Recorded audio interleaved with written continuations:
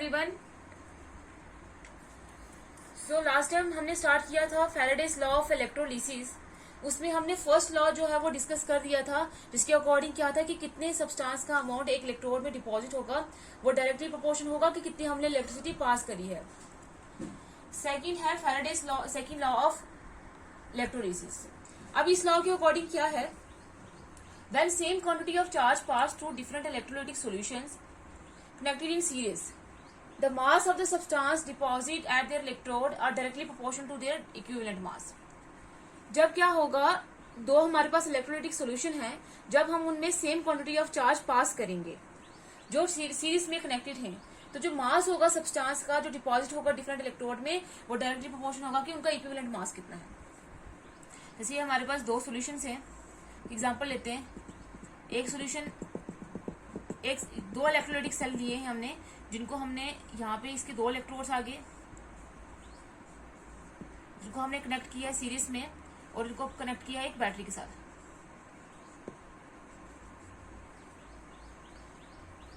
ये हो गया पॉजिटिव इलेक्ट्रोड, ये हो गया नेगेटिव इलेक्ट्रोड। ये भी पॉजिटिव इलेक्ट्रोड, ये नेगेटिव इलेक्ट्रोड। ये मतलब ये एनोड होगा और ये क्या होगा, कैथोड होगा। और ये एनोड और ये कैथोड होगा, और इसमें हमने सोल्यूशन लिया है सिल्वर नाइट्रेट का, इसमें हमने लिया है कॉपर सल्फेट का।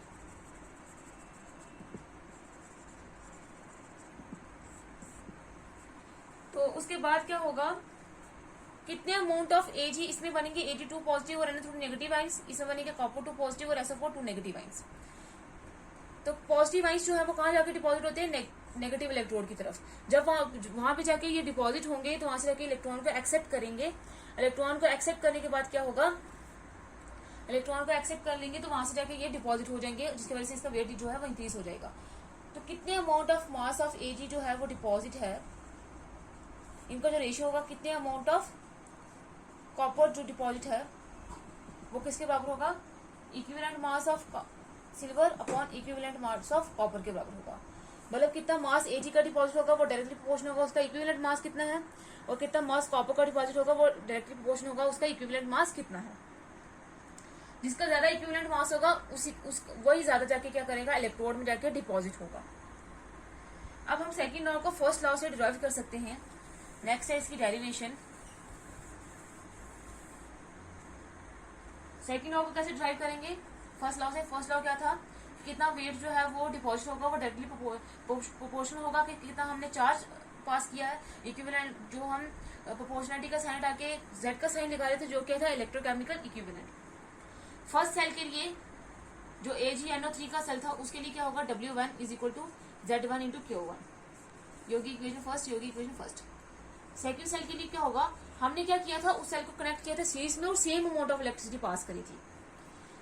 W2 किसके बराबर हो जाएगा, वेट इसका कितना हो जाएगा, Z2 इंटू Q।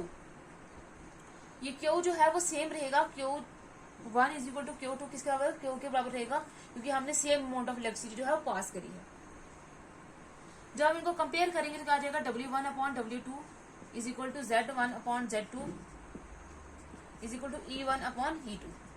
क्योंकि ये और ये कैंसिल हो जाएगा, बाकी का बचेगा जो जितना भी इक्विवेलेंट वेट, कितना किसका इलेक्ट्रोड का वेट डिपॉजिट होगा वो किसके प्रोपोर्शन होगा कि उसका इक्विवेलेंट वेट कितना है। W2 क्या है, mass of Ag deposit, W2 है मास ऑफ कॉपर डिपॉजिट,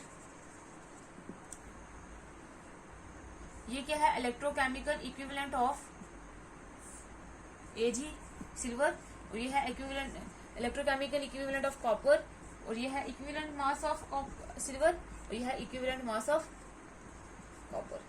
तो कितना मास एक इलेक्ट्रोड का, जब हमने दो इलेक्ट्रोलाइटिक सॉल्यूशन में उनको कनेक्ट किया है सीरीज के साथ और उनमें सेम अमाउंट ऑफ इलेक्ट्रिसिटी जब पास कर रहे हैं, तो कितना जो मास है वो डिपॉजिट होगा वो डिपेंड करेगा कि कितना उसका इक्विवेलेंट वेट है।